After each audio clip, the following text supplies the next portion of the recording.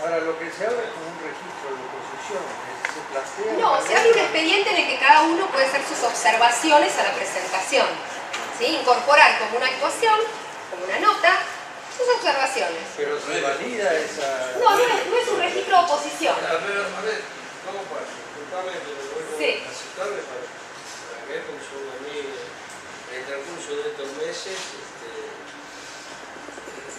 Le va a sacar mucha duda porque uno, por una mano, todos acá metidos en el día a día y nosotros no.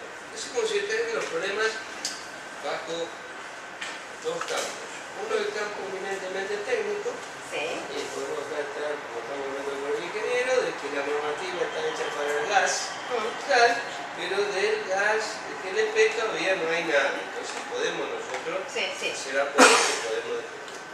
Pero el gran problema que está acá es que, como bien dijimos, nadie es abogado, tampoco, muy poco puede ser que algunos tengamos asesoramiento legal al respecto. Por lo tanto, hay un campo que es justamente legal, del cual nos cuesta formar el porque no lo entendemos, pero esto para justamente para analizarlo. Sí. Lo que yo estuve buscando, bueno, perdón por mi falta de caer justo, no he encontrado, digamos, justamente eso de bajar, esa bajada, digamos, o ese lenguaje cotidiano para entender los alcances de la ley y poder justamente hacer algo, porque se ve muy bien el técnico de estar en leyes. Sí. Eso es lo que todo nos preocupa hoy en día. Igualmente yo creo lo siguiente. A los abogados además nos cuesta muchísimo entender las normas técnicas, así que en ese tema estamos empatados. Ahora, cuando ustedes quieren hacer una presentación ante la administración, ¿sí? Ante el ente, en este caso, ya sea para observar algo de lo que ven en la norma, para participar en una elaboración de estas, como hablábamos, participativa, hay algo que se llama informalismo a favor del administrado. ¿En qué consiste esto del informalismo a favor del administrado? Que ustedes no tienen por qué ir con abogados, no tienen por qué utilizar términos jurídicos, ¿sí? Ustedes se pueden dirigir en lenguaje liso y llano, explicando lo que observan sin necesidad de un patrocinio letrado. ¿Por qué? Porque la administración es gratuita. Por lo tanto, uno puede ir sin patrocinio letrado. De lo contrario, el acceso a la administración estaría vedado a la mayor parte de la gente, ¿no? Entonces, perdón, o sea que estoy un poco equipada, por eso estoy... Por ejemplo, a ver, Sí. en el caso que haya una mala interpretación de una resolución, Sí. por parte de una institución, Sí. si uno hace, no el reclamo, no Sí. la apelación, la Sí. consulta a la ENARGAS, arbitra en esos casos. Sí, ahora vamos a ver cuando No, yo te lleguemos... explico porque en el caso mío lo conozco, porque lamentablemente me ha hecho correr una obra importante, Sí. un gasoducto de 5 kilómetros por justamente no arbitrar. Por una Y darme la penalización. razón, pero de palabra. Claro. Porque se presentó nota todo. ¿Qué pasó? Cuando comenzó el estudio de impacto ambiental, que tiene un costo alto, un gasoducto de un determinado porte tiene un costo alto, ya yo tenía un trámite iniciado, la empresa mía había un trámite iniciado de hacía 5 meses, donde intervenía vialidad. Intervenir vialidad nacional, lógicamente se alarga. Sí. A los 2 meses de ser emitida esta resolución, donde se solicitaba como condición sine qua non para poder dar inicio a una obra, tener el estudio de impacto ambiental aprobado. Pero nadie había dicho hay que hacer el estudio de impacto ambiental porque en la tramitación el checklist no estaba incorporado.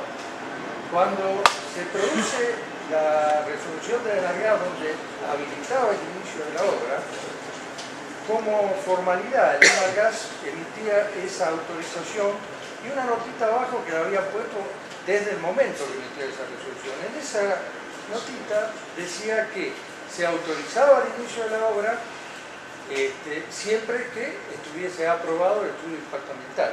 pero tácitamente se interpretaba que un trámite que había iniciado antes no se podía solicitar el estudio de impacto ambiental. Entonces, bueno... Está hablando de una expansión de redes, ¿no? No, un gasoducto de alta presión, de 25 kilómetros, sobre una ruta. Bueno, pero ahí la norma exige el estudio de impacto ambiental. ¿Qué pasa? Uno toma los recaudos necesarios para no irritar posiciones, porque no puede hacer una nota a modo de reclamo. Uno hace una consulta. Sí. Y bueno, no voy a dar nombres, a nosotros nos han atendido, todos nos dieron toda la razón, porque es obvio que es así. Sí. Bueno, nos indicaban de que nosotros le trasladáramos su opinión a la distribuidora para que finalmente acceda a que se inicie la obra. Sí. Pero claro, era un enjambre de palabras y iba pasando el tiempo, hasta que finalmente se presentó una nota formal, Claro. con la menor visa posible de que sea un reclamo para que no haya irritaciones en Sí, ninguna parte. bueno, pero ¿no? digamos que esta temática no es lo que estamos charlando en clase, es otra regulación. No, yo doy un ejemplo para ver qué grado de arbitrio tiene Algarza con este tipo de... Sí, ahora vamos a ver el tema de las controversias. Claro, porque ¿sí? finalmente pasa el tiempo y no, se ve que no hay una Sí. Tratemos de no ser casuística porque si no, no vamos a poder ver los temas de clase. ¿sí? Bien. Estábamos entonces con la regulación del servicio y con la elaboración participativa. Yo les decía, no hacía falta ir con un abogado, pueden participar, ¿sí? Sepan que en la administración en general existe un decreto para participar de la elaboración de normas, que es el 1172, que cuando salió yo festejaba pensando que toda la administración iba a tener abiertas sus puertas para que participáramos en lo que reglamentan. Y en realidad no es así, porque no es de aplicación obligatoria. Con lo cual, cuando un ente estatal quiere hacer la consulta, la hace; cuando no quiere, no la hace porque no es obligatoria. En cambio, en gas es obligatoria. ¿Sí? Eso ténganlo en cuenta. Bien, pasemos a la segunda función.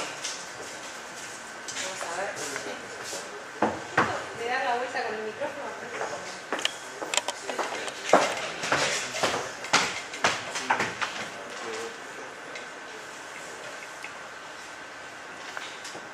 Bueno, fiscalización. ¿Ustedes saben qué es esto de...? ¿Eh? ¿Puedo abrir un poco la ventana? Sí, abran. Muchas gracias. En los aspectos prácticos me son ajenos. Fiscalización. ¿Qué es esto? A ver. Que el ruido perjudica la... Habíamos dicho que la primera tarea, que era reglamentar, era una actividad típica del Congreso, ¿sí? Esta tarea, que es controlar, es típica de la administración, ¿sí? La tarea de control. Esta es la actividad más típica de la administración. Pero, en este caso, hablamos de un derecho y un deber de las licenciatarias. ¿Por qué? Por el contrato de transferencia, cuando se les transfiere el servicio, en un anexo, que es el anexo 27, se les impone entre sus obligaciones el control de la matrícula. Con lo cual, ellas tienen el derecho de controlarla, pero también tienen la obligación. A tal punto que si ellos no ejercen esa obligación de control, el ente le aplica sanciones, ¿sí? Está facultado a aplicarle sanciones.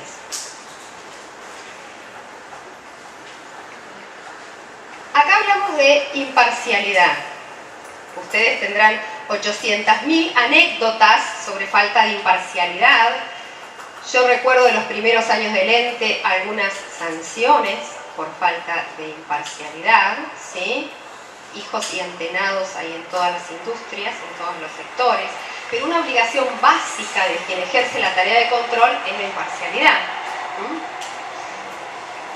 Y después decimos que hay un control del ente. Ustedes dirán, ¿y por qué el ente no controla directamente la matrícula?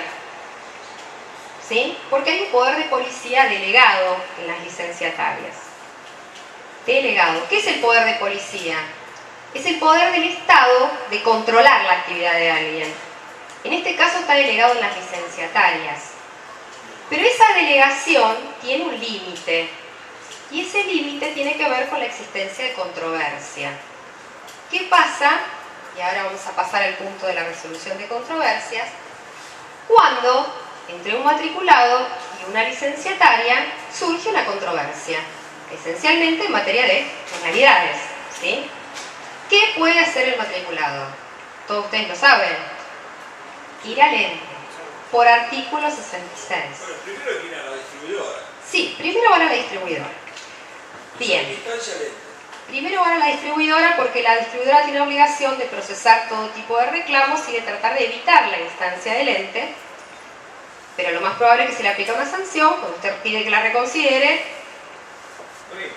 le digan que no. Pero bueno, cuando viene al ente, ¿no? Y ahí le llamamos jurisdicción primaria, el ente está ejerciendo una función cuasi de juez, ¿sí? Ya no es la función típicamente de control, sino una función cuasi de juez. Tenemos dos partes encontradas, ¿no? Y acá, lo primero que tiene que observar el ente es cómo fueron imputados. ¿Qué quiere decir esto? Cuando ustedes les atribuyen una infracción, la licenciataria le atribuye una infracción, esa atribución de responsabilidad debe ser completa, autosuficiente, de manera que ustedes puedan ejercer su derecho de defensa. Los casos, en general los casos en que se han revocado sanciones ha sido por ese motivo, porque la imputación no era completa. Entonces la persona que era imputada no tenía todos los elementos de qué la estaban inculpando como para poder defenderse. Entonces ese vicio jurídico hace caer la imputación. ¿Por qué? Porque no le da lugar al derecho de defensa. Ese para nosotros es un punto esencial. Disculpame, pero ¿y dónde estaría metida ahí el origen del conflicto que realmente se entiende? Bien. En estos casos, la controversia se da entre el matriculado y la licenciataria. El cliente lo vamos a ver en otro tipo de responsabilidad que no tiene que ver con esto, que es lo que se llama responsabilidad administrativa. Ahora, cuando veamos los tipos de responsabilidad, vamos a ver que hay una responsabilidad administrativa distinta de la responsabilidad civil, distinta de la responsabilidad penal. Y acá estamos en sede administrativa, tenemos un juez administrativo, no un juez judicial, ¿sí? Que es el ente. Entonces el ente, por el artículo 66, entiende en controversias entre sujetos de la ley, los sujetos de la ley, sepan, son los transportistas, distribuidores, ¿cómo? Claro, en este caso tomamos como sujeto de ley a la distribuidora, por ejemplo, ¿sí? Porque tenemos una concesión estatal fuertemente sujeto de ley, mencionado en el artículo 9 de la ley de gas. En este sistema, en el cual estamos inmersos y trabajando Sí. nosotros, ¿en qué figura estaría comunicado el matriculado? El matriculado entra por el artículo 66 y entra, como la controversia es con una distribuidora, cuando la controversia es sobre cuestiones que tienen que ver con el servicio, ¿sí? con el servicio regulado, el matriculado puede entrar como tercero, ¿sí? Porque no necesariamente la controversia tiene que ser entre la distribuidora y otro sujeto de ley, puede ser con cualquier tercero, e igualmente se da la competencia del ente, la jurisdicción primaria. Bien, porque también que seamos partícipes terceros como usted, estamos, y de hecho tenemos cuando firmamos las planillas, tenemos toda la responsabilidad según reza de la primera confección del reglamento del año 61, que somos responsables de todo el Código Civil. Claro, bueno, ahora vamos a ver que son distintas responsabilidades. Esto tiene que